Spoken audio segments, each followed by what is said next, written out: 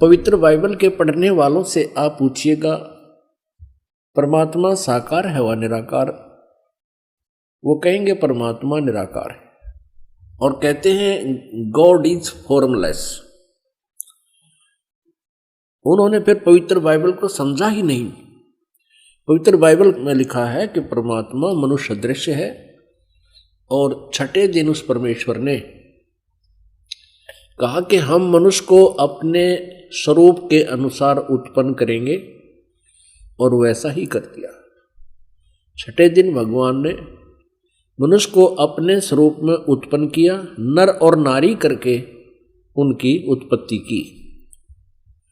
अब देखिएगा प्रमाण पवित्र बाइबल में। पवित्र बाइबल संपूर्ण जीवन अध्ययन बाइबल, पवित्र बाइबल संपूर्ण जीवन अध्ययन बाइबल, संपादक हैं डेविड स्टुअर्ट, अंग्रेजी, प्रधान संपादक Donald C Stamps, MA MDV, संयुक्त संपादक, ये सारे कुछ लिखे इनके। ये USA से छपा है। अब ये देखिएगा उत्पत्ति, जिसको इंग्लिश में अंग्रेजी में बोलते हैं ये जेनेसिस। आरंभ यहां होता है, आदि में परमेश्वर ने आकाश और पृथ्वी की सृष्टि की। पृथ्वी बेडौल और सुनसान पड़ी थी और गहरे जल के ऊपर अंधियारा था तथा परमात्मा का आत्मा जल के ऊपर मंडराता था। जब परमेश्वर ने कहा कि उजियाला हो तो उजियाला हो गया, और परमेश्वर ने उजियाले को देखा कि अच्छा है, और परमेश्वर ने उजियाले को अंधियारे से अलग किया। और परमेश्वर ने उजियाले को दिन, अंधियारे को रात कहा। सांझ हुई, फिर भोर हुआ, भोर माने सुबह। इस प्रकार ये पहला दिन की रचना की प्रभु ने, परमात्मा ने, परमेश्वर ने। फिर परमेश्वर ने कहा कि जल के बीच एक ऐसा अंतर हो कि जल दो भाग हो जाए, तब ऐसा ही होगा। तथा इस प्रकार सांझ हुई, फिर भोर हुआ, ये दूसरा दिन हो गया। फिर तीसरे दिन कुछ और रचना की, सांझ हुई, फिर भोर हुआ, फिर ये तीसरा दिन हो गया। ये फिर सांझ हुई, फिर भोर हुआ, ये चौथा दिन हो गया। कुछ और रचना की परमात्मा ने, चौथा दिन हो गया। फिर ये प्रश्न नंबर 5 पे, तथा फिर और बहुत सी रचनाएं की परमेश्वर ने, तो सांझ हुई, फिर भोर हुआ, इस प्रकार ये 5वां दिन हो गया। अब हम छठा दिन पढ़ेंगे।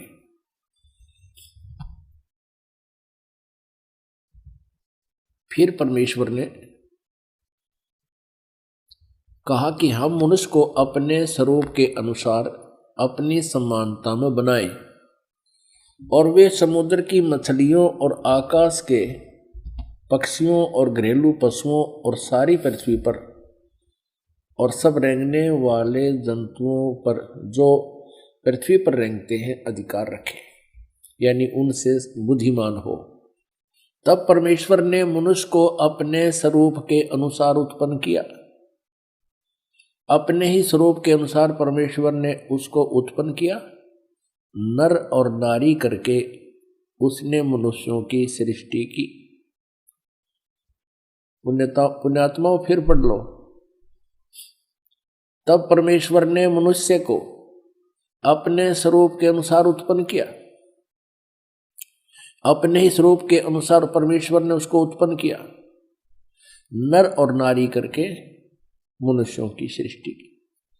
अब पवित्र बाइबल में उत्पत्ति ग्रंथ अध्याय नंबर 1 का श्लोक नंबर 26 है। ये इसमें स्पष्ट कर दिया है कि परमात्मा मनुष्य जैसा है, उसने मनुष्य को अपने जैसा बनाया है, नर और नारी करके उसकी उत्पत्ति की। आगे परमेश्वर ने एक और कमाल किया है कि मनुष्यों के लिए मांस खाने का आदेश उस परम पिता का नहीं है जिसने सब ब्रह्मांडों की रचना की, जो कुल का मालिक है। आगे देखिएगा इसी उत्पत्ति ग्रंथ में ये 26 नंबर हमने पढ़ लिया, 27 नंबर में कि मनुष्य 27, 26 और 27 में यही व्यवस्था बताई है।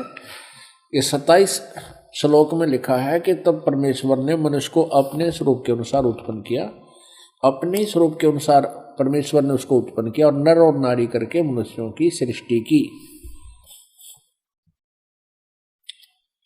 अब 29 श्लोक में देखो, फिर परमेश्वर ने उनसे कहा मनुष्यों को, सुनो, जितने बीज वाले छोटे छोटे पेड़ सारी पृथ्वी के ऊपर हैं और जितने वृक्षों में बीज वाले फल होते हैं वे सब मैंने तुमको दिए हैं, वे तुम्हारे भोजन के लिए।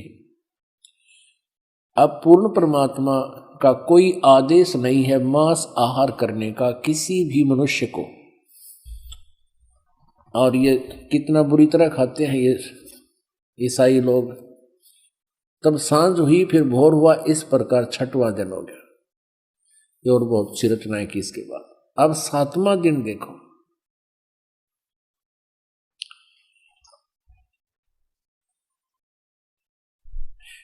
यो आकाश और पृथ्वी और उनकी सारी सेना का बनाना समाप्त हो गया 6ठे दिन, और परमेश्वर ने अपना काम जिसे वह करता था 7वें दिन समाप्त किया, और उसने अपने किए हुए सारे काम से 7वें दिन विश्राम किया। और परमेश्वर ने 7वें दिन को आशीष दिया, उसे पवित्र ठहराया, सृष्टि के सारी रचना के काम से विश्राम लिया। अब पवित्र बाइबल से बहुत सी रहस्य जो है सामने आएंगे। एक और प्रमाण दिखाते हैं इसी पवित्र बाइबल में, ये देखिएगा। ये प्रश्न नंबर 11 पर भी यही समर्थन है। ये उत्पत्ति ग्रंथ है,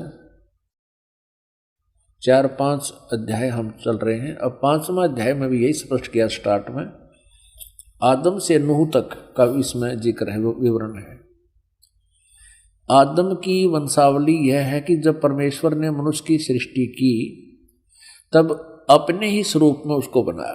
अब डबल दूसरी बार फिर यहाँ पर प्रमाणित कर दिया कि परमेश्वर ने मनुष्य की सृष्टि की तब अपने ही स्वरूप के में उसको बनाया। उसने नर और नारी करके मनुष्य की सृष्टि की और उन्हें आशीष दी और उनकी सृष्टि के दिन उसका नाम आदम रखा। अब स्पष्ट हो गया, 2 बार फिर कह दिया। अब आगे दिखाते हैं, ये भी दिखाते हैं कि ये 3 हैं जो इनको कंट्रोल करते हैं। किसको? ईसाई धर्म को। ये देखिए वो 3 हैं, 3 का भी प्रमाण आपको देते हैं। ये देखिएगा, ये है 24 पृष्ठ और वही उत्पत्ति यानी जेनेसिस 17-18। 3 अतिथि। अब्राहम ममरे के बांज वृक्षों के बीच कड़ी धूप के समय तंबू के द्वार पर बैठा हुआ था अब्राहम। तब यूहन्ना ने उसे दर्शन दिया। उसने आंखें उठाकर दृष्टि की तो क्या देखा कि 3 पुरुष उसके सामने खड़े। ये तीनों ब्रह्मा विष्णु महेश।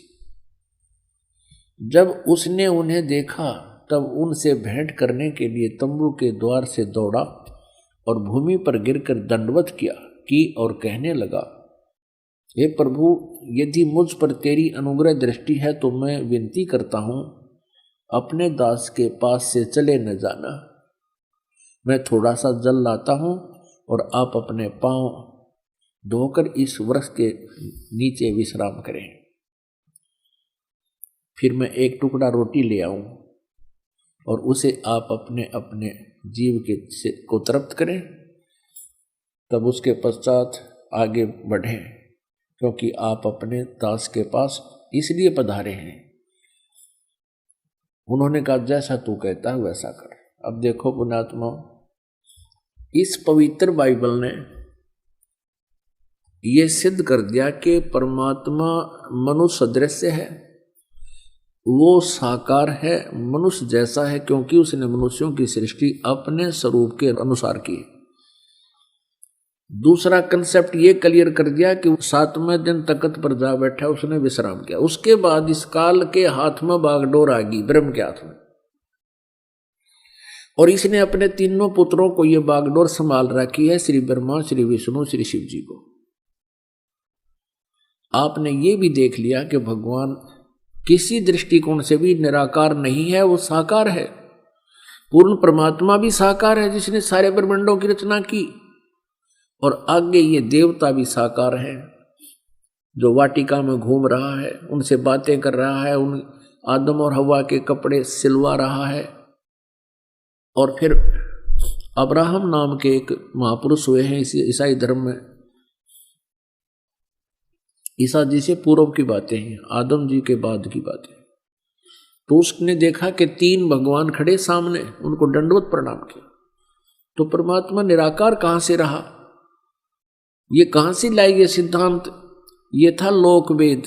लोकवेद वो होता है जो दंत कथा होती है, जो सदग्रंथों के विपरीत होता है, उसको लोकवेद कहते हैं।